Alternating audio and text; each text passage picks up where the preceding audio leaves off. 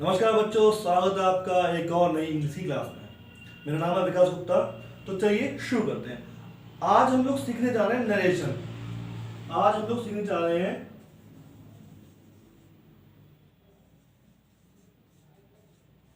Narration. Narration को हम speech भी कहते हैं।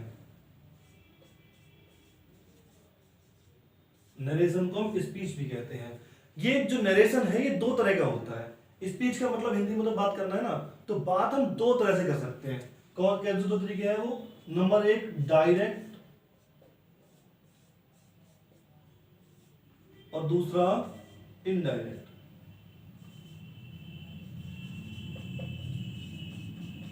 अब देखिए, बात डायरेक्ट कैसे होती है, इनडायरेक्ट कैसे होती है।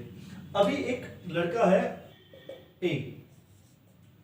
ए ने बी से कहा, ऐसे मान लो ये लड़का है, दूसरा बी। ए ने बी से कहा आई एम वेल, मैं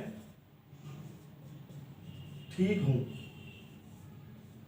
ए ने बी से कहा है कि मैं ठीक हूं। किसने कहा? ए ने। और किससे कहा? बी से। अब ए की कही हुई बातें बी ने सुन ली। अब बी ने भागा भागा गया सी के पास।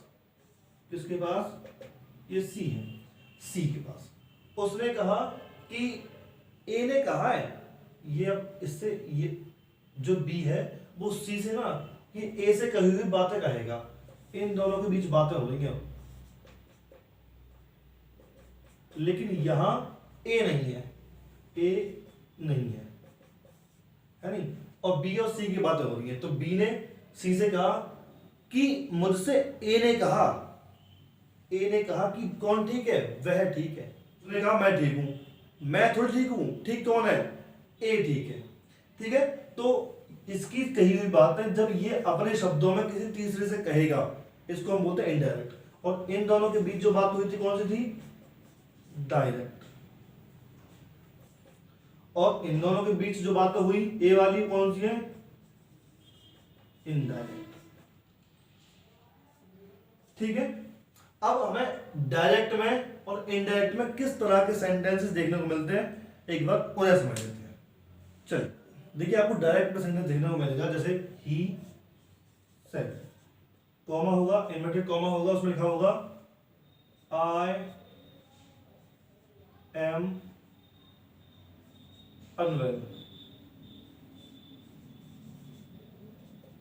उसने कहा कि मैं ठीक नहीं हूं। He said I am unwell. इसमें तुम्हें दो चीजें देखने को मिली। एक तो देखो ये इन्वर्टेड कॉमा के अंदर का पार्ट, और एक ये दो जगह बटा हुआ सेंटेंस होता है। जब ये दो जगह बटे हुए सेंटेंस एक जगह बंध जाए, जब ये दो बटे हुए सेंटेंस एक जगह बंध जाए किसी कंजक्शन के द्वारा, तो हम क्या लगाते हैं? इनडायरेक्ट। उसे हम क्या कहते हैं? इनडायरेक्ट। जैसे इसमें क्या होगा? इनडायरेक्ट में क्या होगा इसका? He said. इसको हम हटा देते हैं इनडायरेक्ट में, क्या लगा देते हैं? दैट। अब उसने कहा कि मैं बीमार हूं। कौन बीमार है? उसने कहा वही तो बीमार है। ही क्या आएगा? He is unwell. वह बीमार है मतलब he is unwell, that he. अब जो इज एम आर है वो पास्ट में चला जाएगा, तो क्या जाएगा? He was unwell. He was unwell. इतना आपको समझ में आया?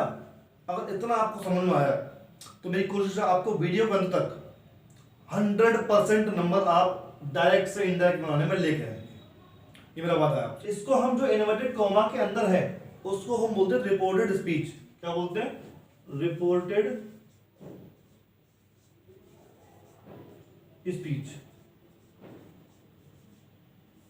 इन्वर्टेड कॉमा के अंदर के सेंटेंस को हम बोलते हैं रिपोर्टेड स्पीच, और इन्वर्टेड कॉमा से पहले के सेंटेंस को बोलते हैं रिपोर्टिंग वर्ब या फिर रिपोर्टिंग स्पीच। ठीक है, क्या बोलते हैं? रिपोर्टिंग वर्ब या रिपोर्टिंग स्पीच। हम लोग रिपोर्टिंग वर्ब का यूज करेंगे। क्या बोलेंगे?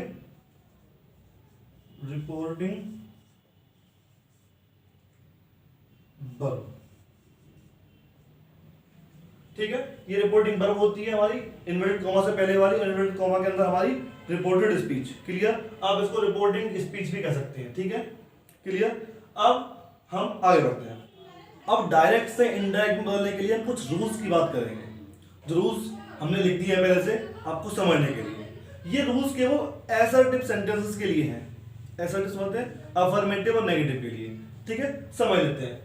सबसे पहले हमारा रिपोर्टिंग स्पीच में चेंजेस। रिपोर्टिंग स्पीच में हम क्या क्या बदलाव करेंगे। रिपोर्टिंग स्पीच समझते ना, रिपोर्टिंग वर्ब जिससे बात की थी, इन्वर्टेड कॉमा से पहले वाला पार्ट है ना।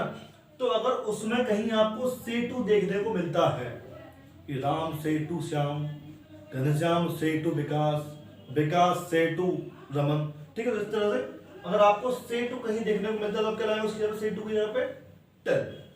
आप से टू की जगह पे टेल लगाएंगे। अगर आपको कहीं पे सेज टू देखने को मिलता है, सेज टू कहीं देखने को मिलता है तो उसकी जगह पे क्या लगाएंगे, टेल्स। क्या लगाएंगे, टेल्स। अगर आपको सैड टू कहीं देखने को मिलता है, अगर आपको सैड टू कहीं देखने को मिलता है तो आप उसकी जगह पे टोल्ड लगाएंगे। इतना समझ में आ रहा है। डायरेक्ट में अगर आपको ये देखने को मिलता है तो इनडायरेक्ट में ये, डायरेक्ट में ये तो इनडायरेक्ट में ये, डायरेक्ट में अगर आपको ये देखने को मिलता है तो आप इनडायरेक्ट में उसकी जगह पर आप ये लगाएंगे, ठीक है। दूसरा हमारा रूल है कॉमास को हटाकर दैट लगाते हैं हम। जो भी कॉमा उसमें लग रहे हैं, कॉमा इनवर्टेड कॉमा, मैं दिखाता हूं आपको, देखो मैं दिखा रहा हूं।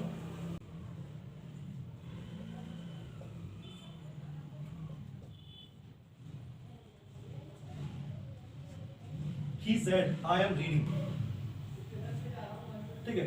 तो उसने कहा कि मैं पढ़ रहा हूं, I am reading। ये जो कॉमा लिख रहे हैं आपको, इन कॉमास को हटाकर हम क्या लगाएंगे जब पे दैट फॉर असर्टिव। पढ़ा कि रिपोर्टिंग वर्ब में अगर आपको से टू देखने को मिले टेल लगाना, सेज टू देखने को मिले टेल्स लगाना, सेड टू मिले तो टोल्ड लगाना है, कॉमास को हटाकर दैट लगा दें। और अब हम पढ़ने वाले हैं कि इन्वर्टेड कॉमा के अंदर वाले पार्ट में मींस ऑफ दैट कि रिपोर्टेड स्पीच में क्या क्या बदलाव होंगे, तो उसके लिए हम चर्चा कर लेते हैं।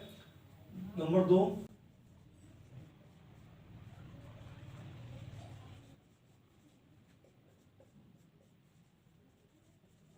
रिपोर्टेड स्पीच में क्या क्या चेंजेस होंगे। देखो अगर आपको रिपोर्टेड स्पीच में डायरेक्ट में और यहां इनडायरेक्ट चेंजेस हेल्पिंग वर्ब में देखते हैं, ठीक है। अगर आपको डायरेक्ट में कहीं डू या डज देखने को मिल जाए तो आप उसकी जगह पर डिड लगाएंगे इनडायरेक्ट में, समझ में आ रहा है। अगर कहीं आपको इज, एम या आर देखने को मिलता है तो आप उसकी जगह पर वॉज या वर लगाएंगे। अगर आपको इस्तेमाल देखने को मिलता है तो विज वॉज वर लगाएंगे। अगर आपको हैज या हैव देखने को मिलता है तो आप उसकी जगह पे क्या लाएंगे, हैड। अगर आपको कहीं पर हैज बीन या हैव बीन देखने को मिलता है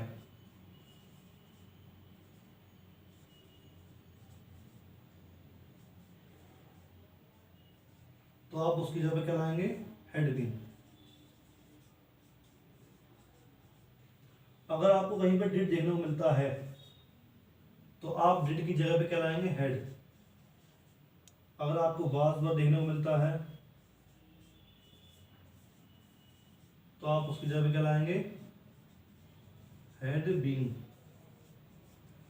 अगर आपको वाज वर देखने को मिलता है क्या लाएंगे, हैड बीन। अगर आपको हैव देखने को अगर आपको हैड देखने को मिलता है तो आप उसकी जगह पर हैड ही रखेंगे और हैड बीन की जगह पर हैड बीन।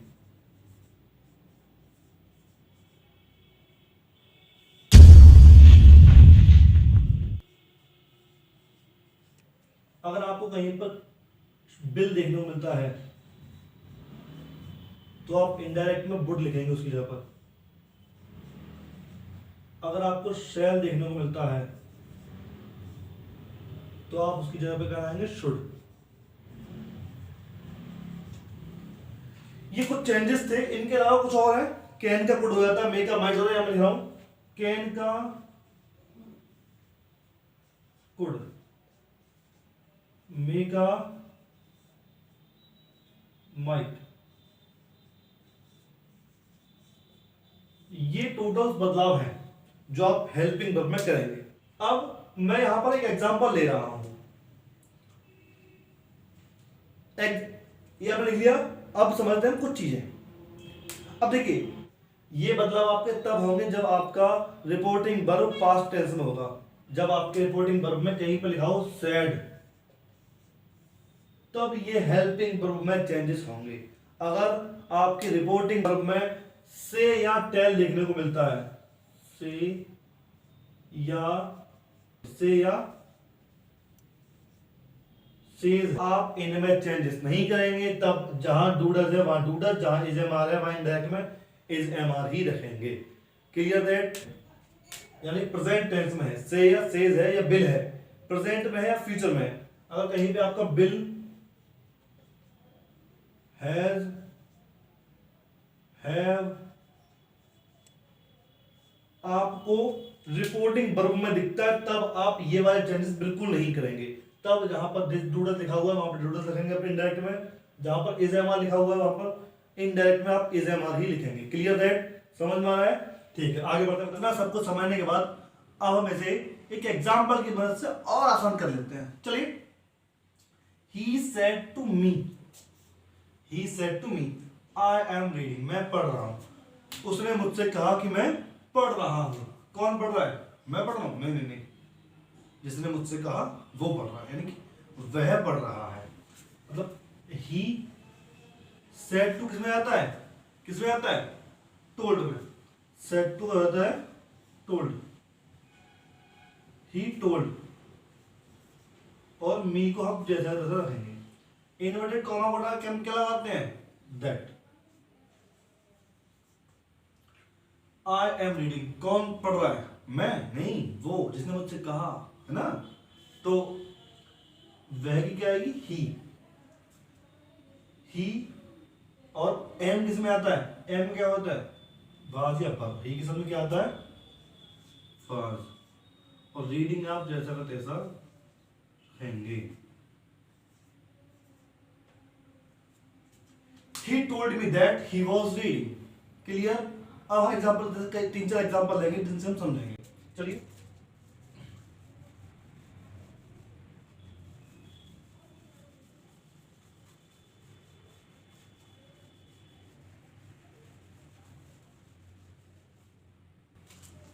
अब आपके लिए एग्जाम्पल्स लिखते हैं कई सारे, ठीक है? और उन्हें एक दो बनाते बना के लिखते हैं, एक दो आप बनाएंगे, ठीक है?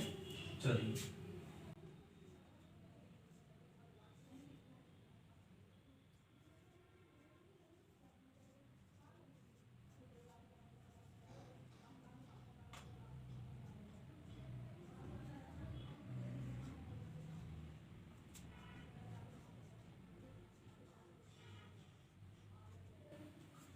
Reena said to him I am your best friend. Reena ने उससे कहा कि मैं तुम्हारी बेस्ट फ्रेंड हूं। ठीक है, क्या करेंगे जी? रीना को आप ऐसे कैसे लिख देंगे इनडायरेक्ट में? रीना। सेड टू की जगह पे क्या आता है? टोल्ड। हिम का हिम लेंगे, इन्वर्टेड कॉमा को हटा के दैट लगाएंगे। Reena told him that, Reena ने उसे बताया कि आई एम योर बेस्ट फ्रेंड। कौन कह रहा है ये बात कि मैं तुम्हारी बेस्ट फ्रेंड हूं? रीना कह रही है। तो रीना को हम क्या लाएंगे? सी। अब ये लड़का मुझसे आएगा, कैसे कहेगा कि उसने कहा कि वह मेरी बेस्ट फ्रेंड है ना? सी। और इज एम आर किस में आता है? वाज या वर में। और सी के साथ में क्या आता है? वाज। और किसकी बेस्ट फ्रेंड है? उसकी, जिससे कहा। तो उसके लिए क्या आता है? लड़के के साथ हिज।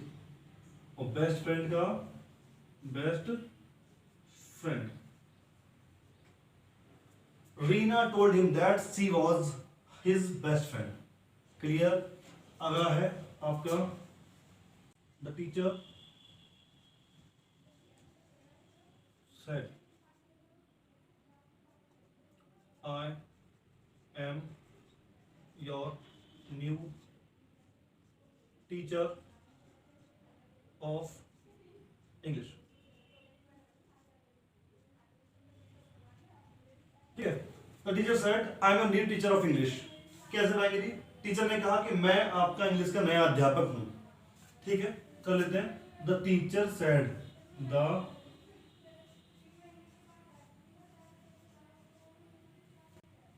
सेड को टोल्ड लिख दूं क्या? नहीं नहीं, टू थोड़ी है इसमें। हम किसका बदलते हैं? सब सेड टू पूरा लिखा हुआ है, यहाँ पे केवल सेड है तो क्या लिखेंगे? सेड। क्लियर? इन्वर्टेड कॉमा को हटा के क्या लगाते? दैट लगा दीजिए, दैट। Teacher said that. कौन नया अध्यापक? किसने कही ये बात कि मैं तुम्हारे इंग्लिश का नया अध्यापक हूं? टीचर ने। तो तुम तो टीचर हो नहीं, तो क्या कहोगे? वो इंग्लिश के नए अध्यापक थे, तो क्या लगाओगे? ही। और ही के साथ में वॉज। और किसके टीचर? हम स्टूडेंट्स हो ना, हमारे टीचर, तो our. New teacher of English. The teacher said that he was our new teacher of English. Teacher ने कहा कि वो हमारे इंग्लिश के नए अध्यापक थे। यही तो हुआ। उसमें क्या था कि टीचर ने कहा कि मैं तुम्हारा इंग्लिश का नया अध्यापक हूं। अच्छा, क्या होता अगर यहां पे से होता? तो टीचर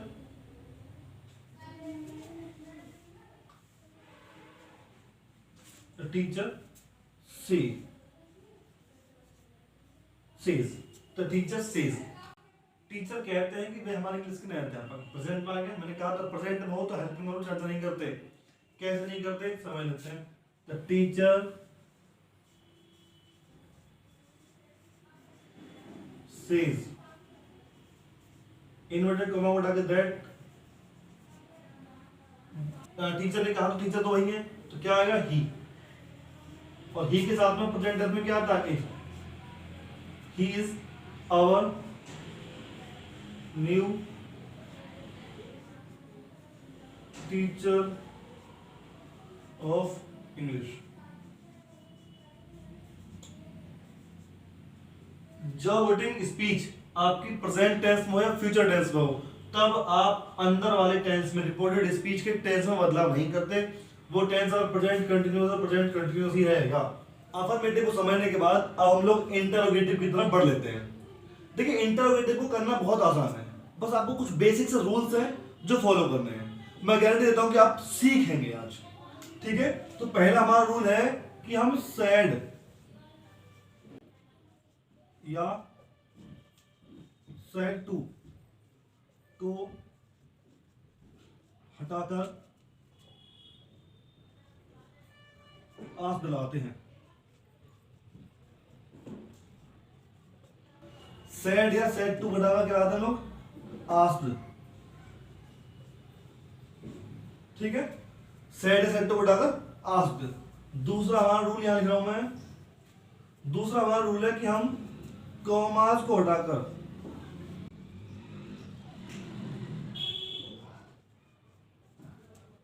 इफ लगाते हैं।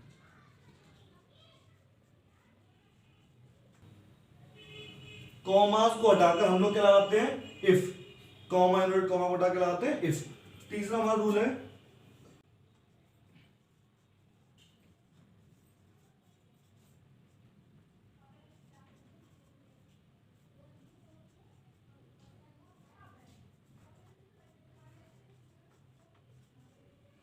इंटरोगेटिव सेंटेंस को अफर्मेटिव सेंटेंस।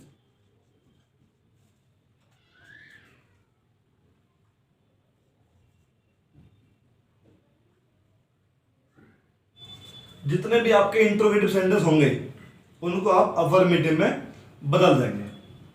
कैसे बदलते हैं समझते बाद एक एग्जांपल से। एग्जांपल में यहां पे कराऊं,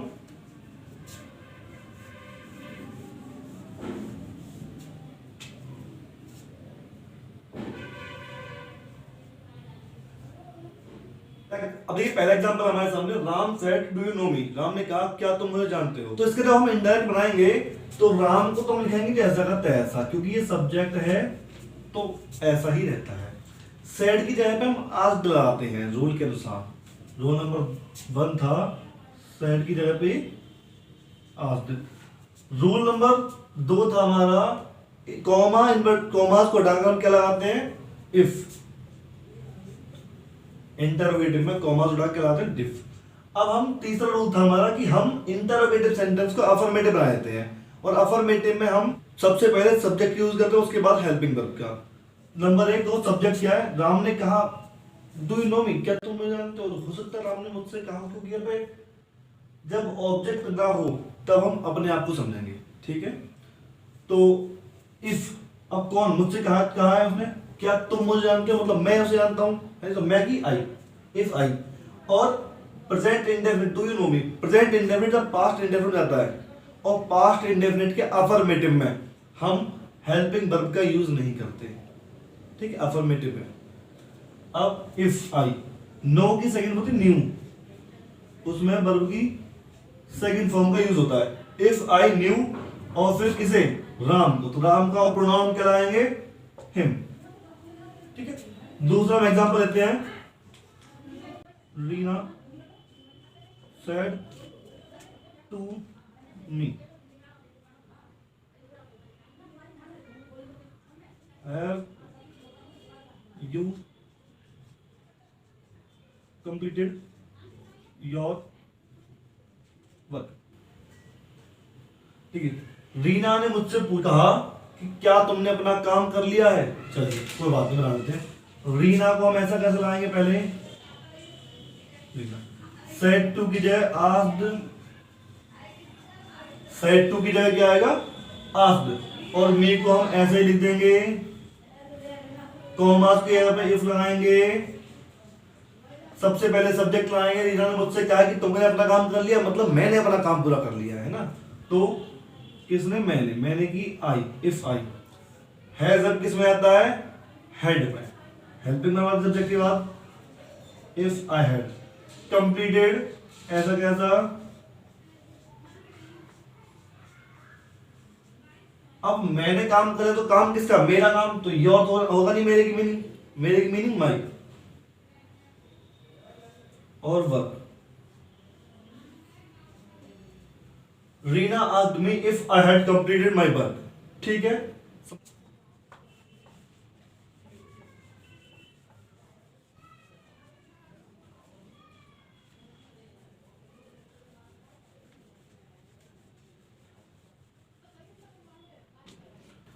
देखिए अगर डायरेक्ट, ये इनडायरेक्ट, अगर आपको डायरेक्ट में कहीं टू डे देखने को मिलता है तो आप उसकी जगह पे दैट डे लगाएंगे।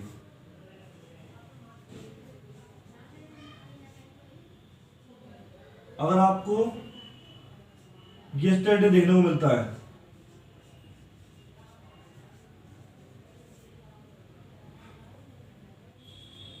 तो आप उसकी जगह पे लाएंगे previous day.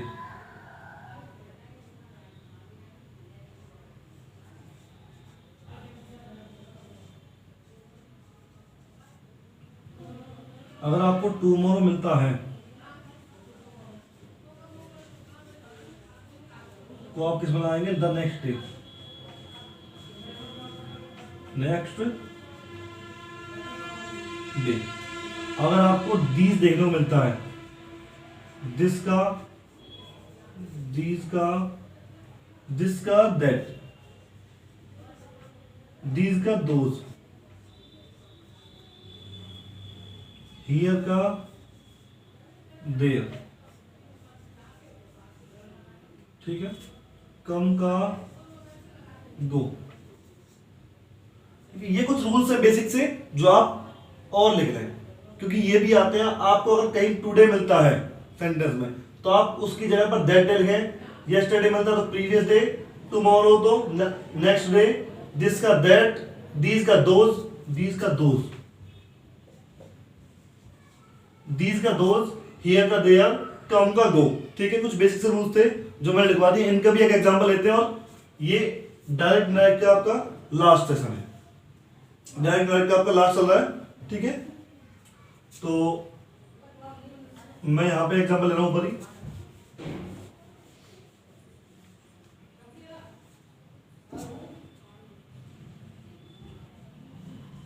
he said to me, are you coming here today. ठीक है, He said to me, उसने मुझसे कहा, are you coming here today, क्या तुम यहाँ आज आ रहे हो, या फिर क्या तुम आज यहाँ आ रहे हो। तो ही को हम ऐसे लिखेंगे, सेड टू का शुरू में हेल्पिंग वर्ब तो क्या आएगा, आस्क्ड, और मी को जैसा तैसा, इसकी जगह पे इफ। सिंपल टेंस, मुझसे कहा है कि क्या तुम यहाँ आ रहे हो, कौन जा रहा है वहां पे, मैं, तो आई। इस जमा किस में आता है, वाज या वर्ब में, आई के साथ वाज, इफ आई वाज। अब कम का क्या होता है, कम का गो, गोइंग। हियर का क्या होता है, देयर। टुडे का that day. He asked me if I was going there that day. उसने मुझसे कहा कि क्या तुम यहां आ रहे हो आज।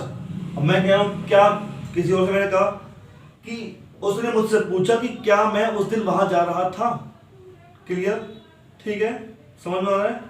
क्योंकि उसने कहा यहां आ रहे हो, तो मैं जब बताऊंगा किसी और को तो वो तो जगह होगी जहां पे बुला रहा था मुझे। ठीक है, ऐसे होता है। ये आपके अगर समझ में आया है तो अच्छी बात है, और कोशिश रहेगी मेरी आपकी समझ में आया हो। मेरी कोशिश है कि आपकी समझ में जरूर आया होगा। तब तक के लिए जय हिंद, मिले रहिए, अगली वीडियो में बनते हैं। उम्मीद है कि आपको जरूर समझ में आया होगा। मिलते हैं अगली वीडियो में, और तब तक के लिए चैनल को सब्सक्राइब और शेयर कर लें। धन्यवाद।